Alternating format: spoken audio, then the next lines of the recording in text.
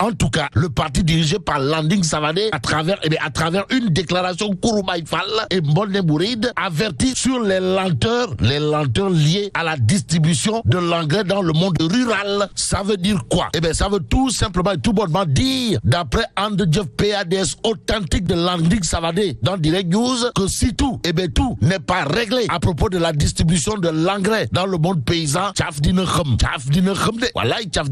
en attendant, Tribune continue d'indiquer tous les produits connaissent aujourd'hui une hausse. En tout cas, à la une du quotidien du groupe des médias, on peut lire la souffrance des Sénégalaises et Sénégalais en chiffres et en lettres. Il est question de quoi? De Moussibena Roulaye, si on en croit Tribune quotidien. Le journal, en tout cas, d'indiquer l'insupportable fardeau des taxes. Prix élevé du sucre, de l'huile, du lait, des légumes et du matos, du matos de construction. Voilà ce qu'il a lieu de retenir aujourd'hui si on en croit le journal Tribune. Alors, Yonou Yokouté ou Yonou Bambel. En tout cas, retenons tout simplement et tout bonnement d'après Tribune qui parle de la souffrance des Sénégalais en chiffres et en lettres, que des factures d'électricité et d'eau salée, pour ne pas dire pimentée. Des millions de Sénégalais affamés, c'est ce qu'indique bien entendu Tribune ce matin. Ce matin, le journal du groupe des médias de nous renseigner du décret de Nyangal National qui appauvrit les Sénégalais, c'est-à-dire aggrave l'inflation. Inflation diam. En attendant de savoir, mais qui est fou? Passons à 24 heures quotidien qui base ça d'une interrogation, à savoir l'État. L'État est-il mort de soif, pour ne pas dire mort de faim? 24 heures quotidien en veut pour preuve le prélèvement de 3% sur des importations pour financer le PROMAD. Macky taxe les produits d'importation, c'est ce que retient et fait retenir 24 heures. Le journal de souligner la note de service du directeur de la douane Abdourahmane Gueye, numéro 002433 du 23 août 2021, qui renseigne clairement et nettement que c'est une taxation ad valorem de 3%. Et ce qui est 100% béton, d'après 24 heures quotidien, gravite autour d'un fait, à savoir la colère, la colère noire, pour ne pas dire la colère d'Indiens, des transitaires et des commerçants en vue. Et au vu de la situation, il conviendrait de retenir qu'on se dirige tout simplement et tout bonnement vers une hausse des prix des produits importés, nous renseigne 24 heures quotidien. Restons avec le journal qui parle de l'affaire Hissène Habré. Pourquoi faire?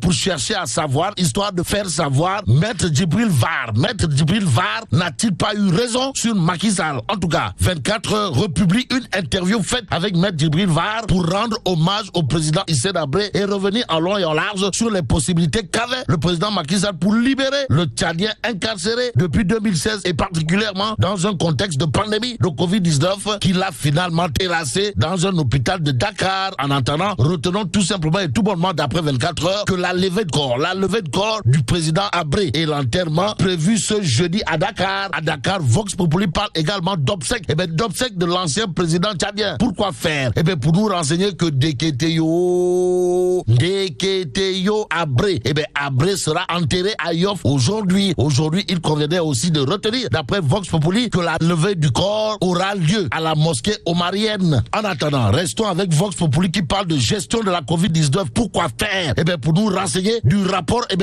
de l'ex-Africa qui dévoile, pour ne pas dire qui met à nu les mesures prises et leurs conséquences.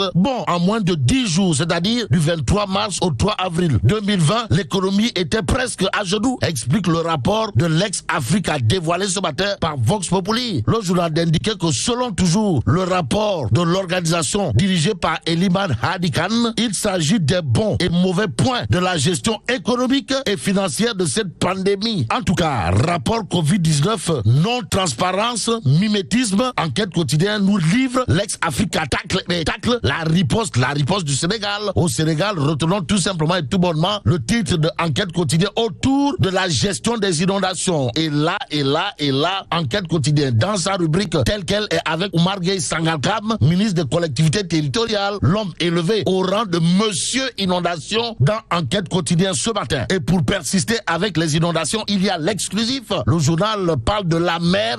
La mer, constat d'un économiste, Kadiali Gassama, puisque c'est de lui qu'il s'agit de dire à haute et intelligible voix dans l'exclusif qu'il a été en réalité des réalités à l'origine question d'une malformation congénitale dans la presqu'île du Cap-Vert. Même si le verre est dans le fruit, Dakar Times en exclusivité nous livre le rapport autour des conclusions de la mission d'information parlementaire sur le financement du programme décennal de lutte contre les inondations. Et là, retenons tout simplement et tout bonnement une affaire d'efficacité et progrès notoire. D'après Dakar Times, le journal en tout cas fait chapeau bas à Mamadou Lamine Diallo Teki, Tarou Sénégal, Pape Sagna Mbaye, disciple de Tafa le progressiste, et Théodore Chérif Monteuil dans cette mission noble. L'enseignement, l'enseignement, un métier noble. Et aujourd'hui, Direct News parle de tricherie, cupidité, gestion désastreuse dans les écoles. Pourquoi faire?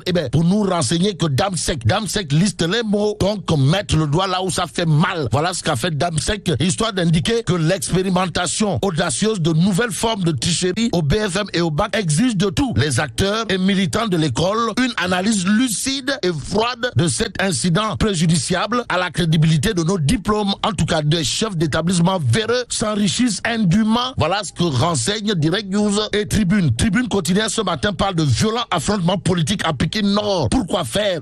Pour nous renseigner que Ndeketeyo, il a été question d'un choquifin, final aux allures de Bere Boukek Mbam. En tout cas, 6 blessés graves, dont 4 du côté du maire Diarra. Voilà ce que renseigne Tribune avant d'ajouter 2 du côté de la RV. En tout cas, le chef du protocole de Diarra, le maire de Pékin Nord, est aujourd'hui en garde à vue. Vu le contexte, notre intérêt de terminer avec l'exclusif, le journal d'indiquer follement tombé amoureux dans un contexte de crise sociale. Un ministre paye à sa copine une bagnole de 13 millions. Que retenir justement autour de cette histoire? Sinon, le ministre en question est aussi maire d'une commune dans l'axe nord du pays qui travaille à sa propre succession pour un 2e mandat. Et là, mais la tchedong de. Oui, faut du diamati. Bon, vive le Sénégal.